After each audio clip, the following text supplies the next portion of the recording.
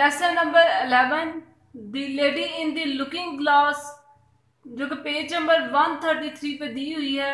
Written by Virginia wolf ने ये story लिखी है। इसका क्वेश्चन नंबर 1 देखें, जो कि पेज नंबर 135 पे दिया हुआ है। Describe the summary of the short story the lady in the looking glass. तो समरी में देखें, हमें राइटर ने बेसिकली बताया है, Woolf describe the inner thoughts, अंदरूनी जो सोचे हैं लोगों की उसके बारे में बताती है। And outer glitter of the women class of the English society, English society की जो औरतें हैं उनकी बैरूनी चमक दमक के साथ जो है ना अंदरूनी सोचों के बारे में उसने बताया है। नेक्स्ट पेज क्वेश्चन नंबर 6, जो कि पेज नंबर 139 पे दिया हुआ है। Is Isabella Tyson the true representative of her age, क्या सही मायने में अजबेला जो है अपने दौर की सही मायनों में तर्जमानी करती है? तो बिल्कुल वो अपनी तर्जमानी करती है अपनी क्लास के बारे में, क्योंकि उस वाले की औरतें क्या हैं, वो क्या करती थी, वो बेसिक अपना इनर जो उसको छुपाने की कोशिश करती थी, जैसे अजबेला करती है। She tries to hide her inner emotion, अपने जो अंदरूनी जज्बात है उसको छुपाना चाहती है, but unable to do so, लेकिन वो इस काबिल नहीं कि उनको छुपा सके। नेक्स्ट देखें lesson number question number 7, what do you know about Virginia Woolf the writer of the short story, आप उसके बारे में क्या जानते हैं वर्जीना वुल्फ के बारे में? Why is Virginia Woolf so famous, इतनी मशहूर क्यों है? Proof with a reason, reason के साथ प्रूफ करें।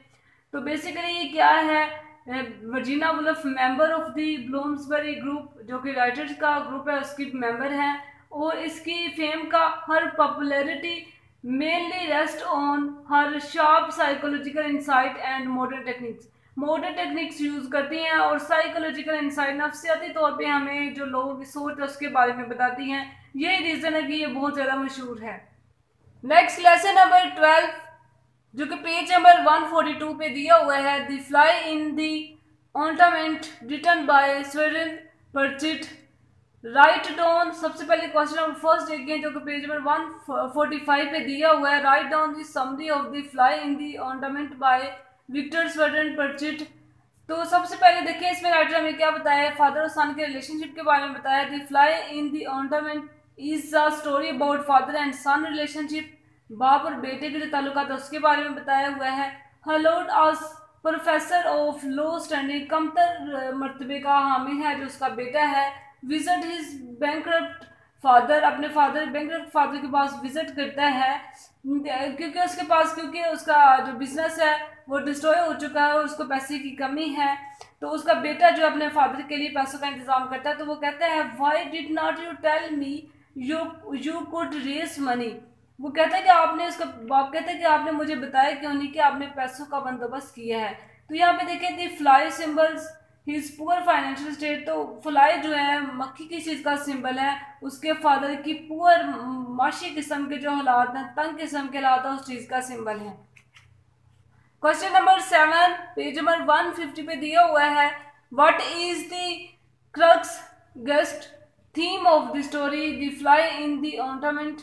अब देखिए इसका निचोड़ क्या है इस कहानी का, इसका अखलाकी सबक क्या है। तो हमें जो अखलाकी सबक मिलता है वो बेसिकली क्या है कि father is hollowed father is very materialistic and self centred, materialistic उसकी अप्रोच है और अपनी ज़ात को जज पसंद करता है, जबकि उसका बेटा जो है while hallowed is not selflessly rituals, वो क्या है, वो बेसिकली एक नेक बेटा है उसका, बट आल्सो चाइल्डिशली इमोशनल, लेकिन बच्चों की तरह उसके इमोशन है। Who can not see his loved one in trouble, जो कि क्या करता है वो अपने चाहने वालों को, जहाँ पे लव्ड वन बेसिकली उसका फादर है, उसको अपने फादर को मुसीबत में वो नहीं देख सकता। नेक्स्ट देखिए क्वेश्चन नंबर 10, जो कि पेज नंबर 153 पे दिया हुआ है। In the fly in the ornament the father is more optimistic than the son. तो यहाँ पे देखिए दिस फर्स्ट ऑफ ऑल देखिए राइटर ने ऐसे करेक्टर पेश किए हैं, दो करेक्टर हमें पेश किए जिनकी तरह क्लैश है। फादर जो है वो ऑप्टिमिस्टिक है, जबकि उसका बेटा जो है पैसिमिस्ट है। तो सबसे पहले जो फ्लाई का देखिए वो क्या रोल है। This fly can be symbolic representative of the old man, financial crisis के बारे में बताती है। The old man at first become upset from his economic circumstances, but then he overcomes his anxiety and become contented with the simple life waiting for him. लेकिन उसके जो माली हालात बहुत ज़्यादा ख़राब थे, और जब वो क्या करता है इस पे ओवरकम पा लेता है और स्कूल में जब आता है, the son feels pity for his father, जो सन है अपने वालिद पे रहम खाता है, as he can not afford any sort of financial support to his father, क्योंकि वो देखें वो क्या करता है, ही कैन नॉट अफोर्ड, क्योंकि वो पहले तो अफोर्ड नहीं कर सकता था कि वो अपने फादर की किसी भी किस्म की फाइनेंशियल सपोर्ट करे। ही seems dejected and depressed from the pathetic economic situation of his father, उसका जो फादर है वो डिप्रेस दिखाई देता है जैसे कि उसकी इकोनॉमिक कंडीशन है। In short father is more optimistic than his son, लेकिन उसका जो बेटा है वो पेसिमिस्ट है, जबकि उसका फादर है वो ऑप्टिमिस्ट है। लेसन स्टूडेंट नेक्स्ट देखिए लेसन नंबर 13 द प्रिजन, जो कि पेज नंबर 154 पे दी हुई है, रिटन बाय बर्नार्ड मलमूट। इसका क्वेश्चन नंबर देखें आप, क्वेश्चन नंबर 3 देखें, पेज नंबर 158 पे दिया हुआ है, write down the summary of the short story the prison by Bernard Malamud, की जो कहानी उसका मुख्तसर खाका बयान करें। तो सबसे पहले देखिए इसमें टॉमी जो कैटली मेन कैरेक्टर है, Tommy Castelli the central character in this short story is imprisoned in the candy store in which he has worked for a decade। अब देखिए एक अरसे से वो वहाँ पे कैंडी स्टोर में काम कर रहा है, तो वो वहाँ पे क्या कैद है। हमारा जो कि मेन कैरेक्टर है, हीरो है, उसके बारे में पहले बताया कि वो कैद में है। सेकंड देखें रेड गर्ल, यहाँ पे एक बच्ची का कैरेक्टर भी बताया हुआ है, she is caught red handed, रंगे हाथों पकड़ी गई। कहाँ से? वो बेसिकली चोरी करती है टॉमी की जो स्टोर है उस पर। इट शोज डैट, लेकिन टॉमी इसको कुछ कहता नहीं है। It shows that Tommy might also have passed through the same childhood of depression. तो ये शो करता है कि हो सकता है टॉमी ने भी वैसी जिंदगी गुजारी हो, महरूमी की, बचपन में इसको गरीब गुर्बत में इसने ज़िंदगी गुजारी हो, और ये वजह हो सकती है कि उसने उस बच्ची को नहीं पकड़ा। आल्दो उसने रंगे हाथों उसको चोरी करते हुए पकड़ लिया, लेकिन उसने उसको कुछ भी नहीं कहा। क्वेश्चन नंबर 6 जो कि पेज नंबर 160 पे दिया हुआ है, what is the symbolic significance of the title the prison. तो the title of the story, answer में देखिए, the title of the short story the prison defines a limit for every character, हर character की limit के बारे में बताता है। To act within the social circle, mean के जितने भी कैरेक्टर वो अपने समाजी दायरे के अंदर रहते हुए काम करते हैं। फॉर इंस्टेंस, मिसाल के तौर पे देखें, Tommy the main character has been running a candy store for about a decade, तकरीबन एक अरसे से जो टॉमी है वो एक कैंडी स्टोर चला रहा है।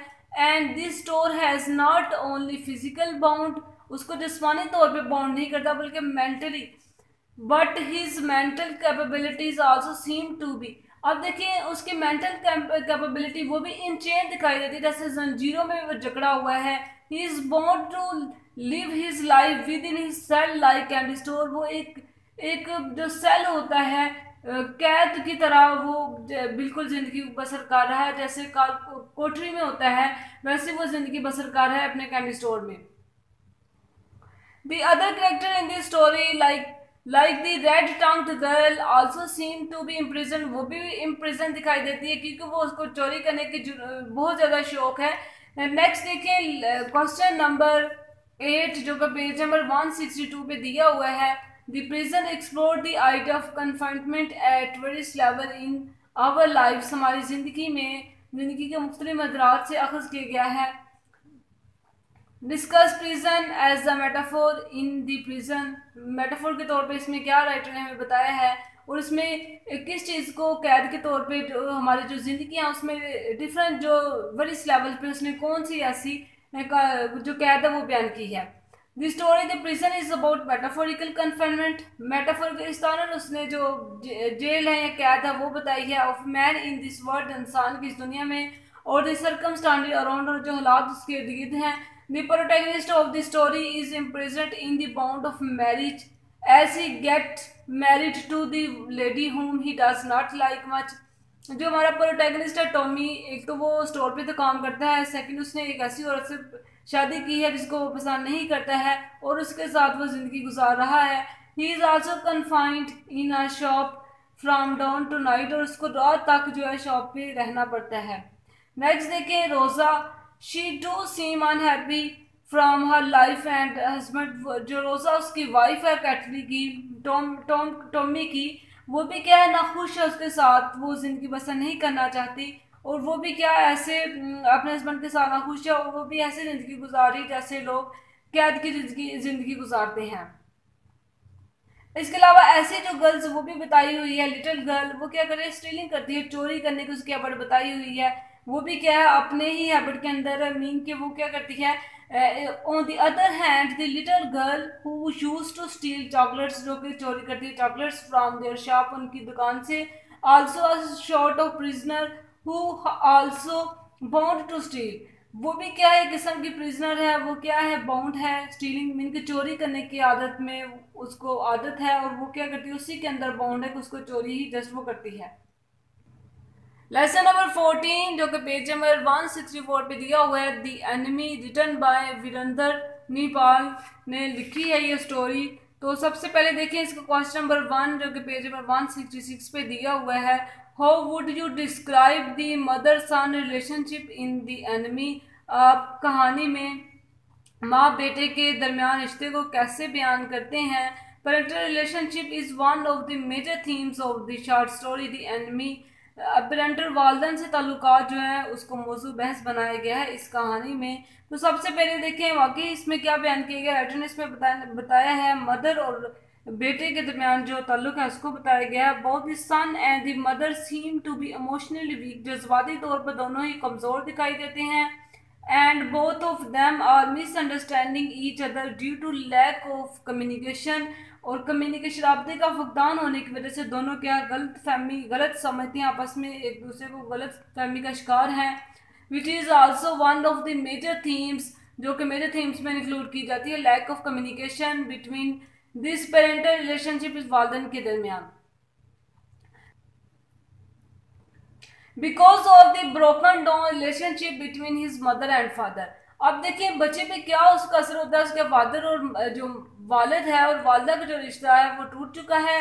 ही बिकम्स, लेकिन उसके असरार जो साइकोलॉजिकल इम्पैक्ट है वो बच्चे पे बताए गए हैं। ही becomes a sad victim of this egoistic battle, तो ये अनायत पर अनाप परस्ती पर मबनी जो जंग है उसका शिकार हो जाता है ये बच्चा। तो इस किस्म के जो इम्पैक्ट है ये राइटर ने हमें बताए हैं between his father and mother and suffering become his fate. अब देखें उनके फादर और मदर के दरमियान तो जो रिश्ता है वो ख़त्म हो चुका है, लेकिन इस तकलीफ किसको उठाना पड़ती है, उसके बेटे को। बिकम हिज फेट, जो कि इसकी किस्मत, तकलीफ को उठाना इसकी किस्मत बन चुकी है। एंड इज रून्ड साइकोलॉजिकली, और नफ्सियाती तौर पे बर्बाद हो जाता है ये बेटा। Right down the summary of the short story the enemy, give the crux of the short story, जो कि पेज नंबर 162 पे दिया हुआ है। क्वेश्चन नंबर 2 है, तो इस स्टोरी का क्रक्स क्या है, इसका निचोड़ क्या है। तो निचोड़ देखिए इसका ये है, the narrator is somewhat a wayward child, जो नरेटर है एक भटका हुआ बच्चा है, वो फील्स लोनली, जो कि तन्हाई को महसूस करता है, due to the unwelcome behaviour and strict nature of his mother, अपने मदर के गैर खुशामद रवैया और सख्त फितरत की जो मदर है उसकी मालिक नेचर है, उसकी वजह से वो क्या करता है, वो बेसिकली लोनलीनेस का शिकार है, तन्हाई का शिकार है। नेक्स्ट देखिए क्वेश्चन नंबर 7 जो कि पेज नंबर 171 पे दिया हुआ है, who is the real enemy in the enemy, कहानी दुश्मन में हकीकी दुश्मन कौन है। तो बेसिकली देखिए, in fact the hostile behaviour and aggressive nature of mother were the reason of their separation in the narrator childhood, तो उसकी मदर का जो एग्रेसिव किस्म की जो नेचर है वो असल में हॉस्टाइल है। Mother egoistic nature creates an air of not only between husband and wife but also between son and mother. अब देखें उसकी अनायत पर नापसंद जो उसकी नेचर है वो ना सिर्फ क्लैशेस का बायस बनती है उसके फादर और मदर के दरमियान, बल्कि बेटे के दरमियान भी। The unwelcoming and strict behavior of mother develops grudge and animosity, दुश्मनी जो है उसका मदर का जो बिहेवियर है वो बेटे के लिए क्या करता है, डेवलप करता है दुश्मनी और नफरत पे। इंसान हार्ट अगेंस्ट हिज मदर, अपनी माँ के खिलाफ जो है ना उसके बेटे का जो दिल है वो बेसिक नफरत से भरा हुआ है। The mother wants her son to lead a discipline righteous and विचुअस लाइफ, उसकी मदर चाहती है कि उसका बेटा जो है वो डिसिप्लिन से भरपूर जिंदगी बसर करे और नए किस्म की जिंदगी हो। That's why she remain strict but this strictness creates misunderstanding. ये वजह है कि वो सख्ती उस पर करती है और यही सख्ती जो है वो क्रिएट कर देती है मिसअंडरस्टैंडिंग, उन दोनों के दरमियान मिसअंडरस्टैंडिंग क्रिएट करती है। फिर देखिए 10 neither narrator nor his mother, ना ही नरेटर ना इसकी मदर जो है are the enemy but mother self righteousness is the real culprit. Mean के मदर की जो सेल्फ राइचियसनेस है वो असल में वो नफरत का बायस बनती है, वो इनका दुश्मन है। जो मदर का बिहेवियर है वो दुश्मनी का बायस बनता है। नेक्स्ट स्टूडेंट देखें क्वेश्चन नंबर 8 जो कि पेज नंबर 171 पे दिया हुआ है। How does the enemy probe into human nature, कहानी दुश्मन किस तरह इंसानी फितर को खोजती है।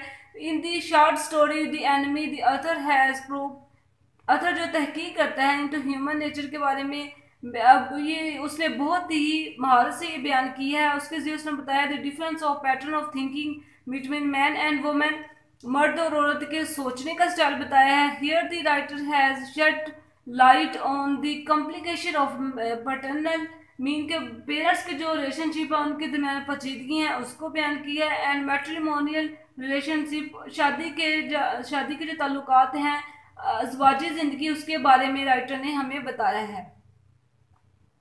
This separation between husband and wife creates a tension, दोनों की सेपरेशन जो टेंशन का बायस बनती है किसके लिए, between the mother and children, माँ और बच्चे के लिए। और बच्चे की साइकोलॉजी पे जो इम्पैक्ट है वो राइटर ने हमें बताया। As the child thinks that his mother does not love him, और बच्चा सोचता है कि उसकी मदर उससे प्यार नहीं करती। नेक्स्ट देखिए student what is precis, precis किसे कहते हैं ये भी हमने पढ़ा था। Precis is a French word which means to make short, ये समराइज करना, शॉर्ट करना किसी चीज को, किसी पैरा को शॉर्ट करके आप जब लिखते हैं। प्रेसी इज फ्रेंच वर्ड, ये भी आपको मैंने बताया था। रिक्वायरमेंट्स ऑफ अ गुड प्रेसी, प्रेसी की रिक्वायरमेंट्स भी हमने पढ़ी थी, इसमें टाइटल हमने डिस्कस किया था, टेंस किए थे, फॉर्म ऑफ स्पीच की थी, लेंथ कितनी होनी चाहिए थी ये भी हमने डिस्कस की थी। Difference between summary and precis, summary और प्रेसी में क्या फर्क होता है। Summary is illogical sequence of sentence, illogical sequence होता है, जबकि प्रेसी में हम लोग क्या करते हैं, good precis is a valid piece of composition, ये आपस में वैलिड होती है। इसके अलावा देखिए डिफरेंस बिटवीन समरी और प्रेसी में हमने ये भी पढ़ा था कि आज summary can be written in new pattern, summary जो न्यू पैटर्न से लिखी जाती है, जबकि precis should be written under set pattern, precis को हम सेट पैटर्न के जरिए लिखते हैं। व्हाट इज डायलॉग, नेक्स्ट देखिए डायलॉग जो है from Greek which means conversation, जो हम आपस में गुफ्तगू करते हैं उसको डायलॉग कहते हैं। तो उसमें हमने फर्स्ट पढ़ा था listen to how people talk, पहले लोगों को तवज्जो से सुने कि लोग कैसे बातें करते हैं। Not exactly like real speech, ये जो डायलॉग है असली जो हकीकी स्पीच है उसकी तरह का नहीं होता। Do not provide too much inform at once, एक ही दफ़ा ज़्यादा इंफॉर्मेशन आप मुहैया नहीं करें। रीड वाइडली, एक कॉलम लिखने के लिए, डायलॉग लिखने के लिए आप लोगों को सी लेवल पे पढ़ें कि लोग कैसे कन्वर्सेशन करते हैं। पंक्चुएट डायलॉग करेक्टली, और पंक्चुएट के मीन के पंक्चुएशन के तमाम रूल जो है उसको फॉलो करती है एक डायलॉग को लिखा जाता है। और स्टूडेंट ये डायलॉग की डेफिनेशन और उसके कुछ मैंने रूल्स आपको जो पढ़ाए थे। नेक्स्ट मैंने आपको डायलॉग जो करवाया था, I dialogue between two friends discussing a football match, ये हमने डिस्कस किया था। इसके अलावा डायलॉग ऑन वेदर पे हमने जो डिस्कस किया था। नेक्स्ट देखिए student condition sentences, condition sentences में बेसिकली दो क्लासेस होती हैं, एक मेन क्लास और इफ क्लास। मेन क्लास में हम लोग क्या करते हैं, इफ क्लास और मेन क्लास होती है। मेन क्लास में हम लोग बेसिकली कोई शर्त वगैरह बयान करते हैं इफ क्लास में, और मेन क्लास में इससे रोमा होने वाले जो नताइज उसको बयान करते हैं।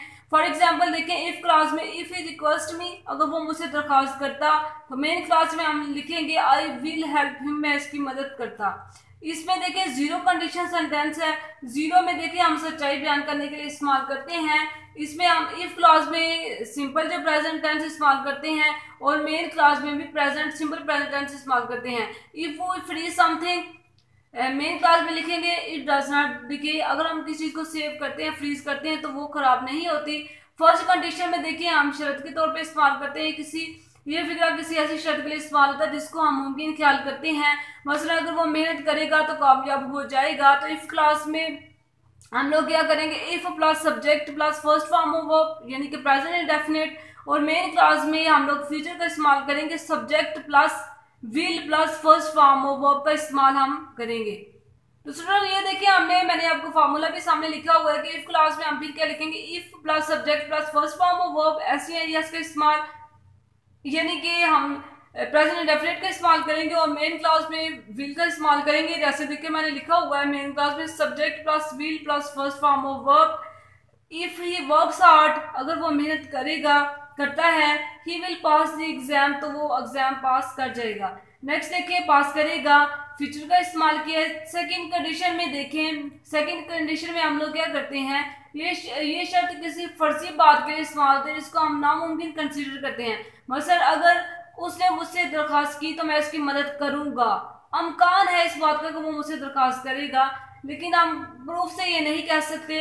इसमें इफ क्लास में if plus subject plus second form of verb इस्तेमाल होती है, मीन के पास्ट का इस्तेमाल करेंगे, पास्ट इंडेफिनिट का, और मेन क्लास में हम लोग क्या करेंगे, सब्जेक्ट प्लस वुड का इस्तेमाल, विद की जगह वुड का इस्तेमाल पास्ट में करेंगे। इफ ही आस्क्ड मी, अगर उसने मुझसे दरखास्त की, आई वुड हेल्प हिम, तो मैं उसकी मदद करूंगा। यहाँ पे विल की जगह हमने वुड का इस्तेमाल किया है। थर्ड कंडीशन में देखें, ये शर्त माजी के किसी ऐसे वाक्य के बारे में बात करने के लिए इस्तेमाल होती है जो वाक्य हो चुका हो, जिसे बदला ना जा चुका हो। चनाचा ऐसे फिक्रे की शर्त को हम नामुमकिन ख्याल करते हैं। मसलन अगर वो 10 लाख पाउंड जीत लेता तो एक नई कार खरीद लेता, तो इसकी इफ क्लास में हम लोग क्या करेंगे,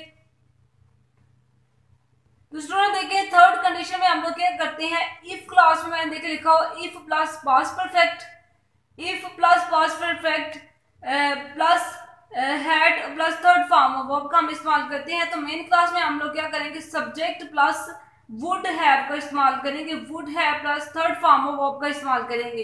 if he had von a million pound, अगर वो 10 लाख पाउंड जीत लेता, he would have bought a new car, तो वो एक नई कार खरीदता। तो नेक्स्ट स्टूडेंट देखिए ग्रामर के क्वेश्चन में टेंसेस भी मैंने आपको करवाए हुए हैं, एक्टिव वाइज पैसिव वाइज मैंने करवाए हुए हैं ग्रामर। तो आपने क्या करना है, इन टेंसेस को और एक्टिव वाइज पैसिव वाइज को अच्छे तरीके से आपने इनकी तैयारी करनी है, प्रैक्टिस करनी है, और करेक्शन भी इसी में से आएगी। मीन फॉर एग्जांपल देखें, अगर आप हैज हैव का इस्तेमाल या सेकंड फॉर्म ऑफ वर्ब के साथ क्या इस्तेमाल करते हैं, अगर आपको अच्छे तरीके से आता है तो आप करेक्शन भी अच्छे तरीके से कर सकेंगे। नेक्स्ट स्टूडेंट देखें, राइटिंग का सीवी और resume, American style plus British style. तो मैंने आपको दोनों तरीके से बेसिकली करवाई थी, ऑल्दो हम लोग ब्रिटिश इंग्लिश पढ़ते हैं, लेकिन मैंने दोनों आपको करवाई थी। तो ब्रिटिश में अमेरिकन में देखिए हमने थोड़ा सा इसका तरीका चेंज है। इसमें सबसे पहले अपना नाम लिखते हैं, नाम लिखने के बाद एड्रेस लिखते हैं और टेलीफोन नंबर और ईमेल एड्रेस वगैरह लिखते हैं, और फिर नीचे हम लोग क्या करते हैं, ऑब्जेक्टिव लिखते हैं। ऑब्जेक्टिव में हम लोग क्या करते हैं, to obtain a position as an accountant with a firm in the Lahore city. Lahore city में आपने अकाउंटेंट के तौर पे जॉब करनी है, जॉब करना चाहते हैं, या टीचर के तौर पे आप लिख सकते हैं। फिर एजुकेशन लिखते हैं, एजुकेशन का हम ड्यूरेशन लिखते हैं, ईयर्स, और उसके बाद मास्टर ऑफ 2000 या 2002 में मास्टर ऑफ कॉमर्स किया था पंजाब यूनिवर्सिटी से। नेक्स्ट ऐसे ही आप अपने लिखते हैं, एक्सपीरियंस लिखते हैं, प्रेजेंट जूनियर अकाउंटेंट इन, कहाँ पे आपका एक्सपीरियंस है, लैंग्वेजेस आपको कौन कौन सी आती हैं वो लिखते हैं, पर्सनल अपने से related interest include cricket and gardening, reference आप लोग इसमें कोई भी दे सकते हैं। तो ये अमेरिकन स्टाइल थी। नेक्स्ट देखें ब्रिटिश स्टाइल। तो ब्रिटिश स्टाइल में स्टूडेंट हम लोग क्या करते हैं, नेम पहले लिखते हैं, एड्रेस लिखते हैं, हेडिंग में लिखते हैं। अमेरिकन में जस्ट हम लोग हेडिंग के बगैर ही नाम, एड्रेस, टेलीफोन और ईमेल वगैरह लिख देते हैं। तो इसमें ये फर्क है ब्रिटिश में कि पहले हम नेम हेडिंग में लिखते हैं, फिर एड्रेस और फिर टेलीफोन ये भी हेडिंग में लिखते हैं, नेशनलिटी लिखते हैं पाकिस्तानी, डेट ऑफ बर्थ ये भी हेडिंग में लिखते हैं। नेक्स्ट देखिए एजुकेशन क्वालिफिकेशन लिखते हैं, वो लिखते हैं कि 1996 में या 2000 में आपने कहाँ से एजुकेशन हासिल की थी। एम्प्लॉयमेंट टू डेट, पहले अगर आपने कोई जॉब की है तो उसकी क्या तारीख थी, आपने कहाँ तक की है। स्किल्स आपके पास कौन सी, कंप्यूटर है, कंप्यूटर स्किल्स आपको आती हैं, किस किस्म की आप ज़बानें बोल सकते हैं, इंटरेस्ट आपकी क्या है, आप स्विमिंग कर सकते हैं, टेनिस वगैरह खेल सकते हैं। तो ये ब्रिटिश स्टाइल थी सीवी। नेक्स्ट स्टूडेंट देखिए मिनट्स ऑफ मीटिंग की रूदात, ये भी मैंने आपको लिखवाई थी। तो मिनट्स ऑफ मीटिंग में हम लोग क्या कहते हैं, मिनट्स आर रिटन और रिकॉर्डेड डॉक्यूमेंटेशन ये रिटर्न में भी हो सकती है, रिकॉर्डेड डॉक्यूमेंटेशन की फॉर्म में हो सकती है, that is used to inform attendance, जो जितने लोग उसमें शामिल होते हैं उनको, और नॉन अटेंडेंस जो शामिल नहीं होते हैं इनको इन्फॉर्म किया जाता है अबाउट व्हाट डिस्कस्ड और what happened during the meeting, meeting में क्या चीज, किस चीज पे बहस की गई थी और क्या हुआ था मीटिंग में।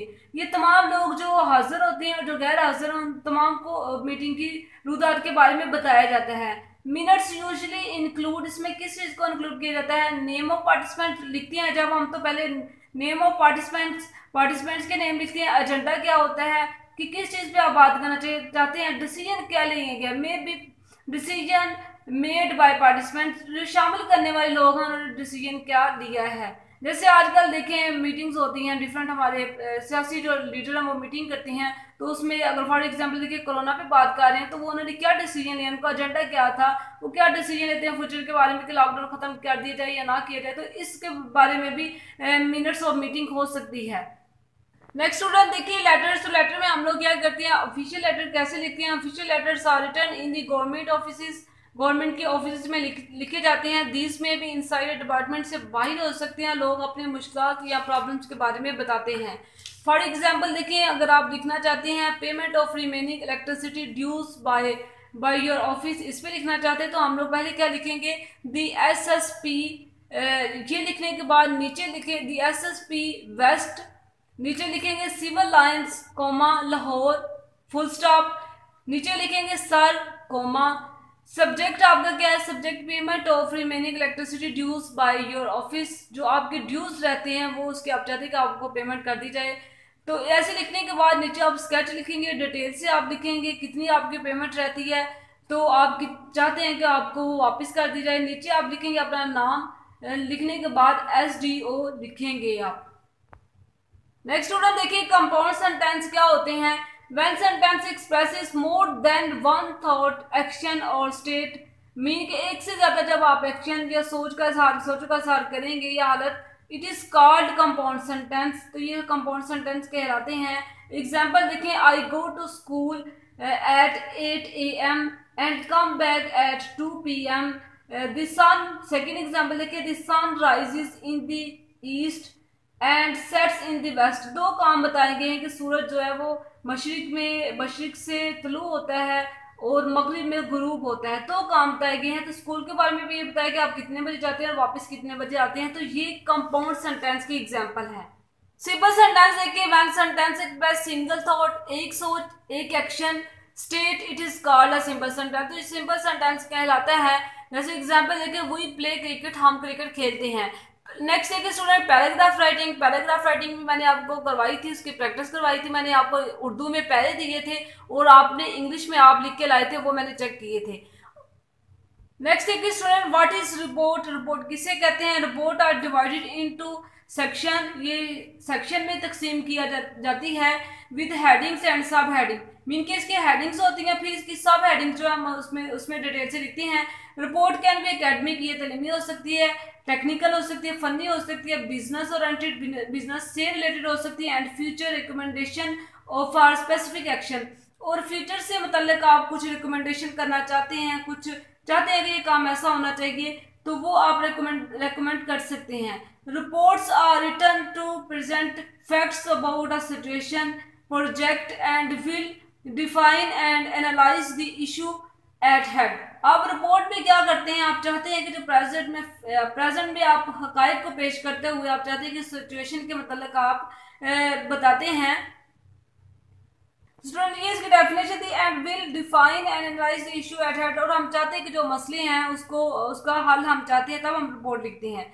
सेकंड देखिए फॉर्मल एंड इनफॉर्मल रिपोर्ट क्या होती है। फॉर्मल रिपोर्ट क्या होती है, basically formal reports are carefully structured, careful way से हम लिखते हैं, this stress objectivity and organisation contain much detail and are written in a style.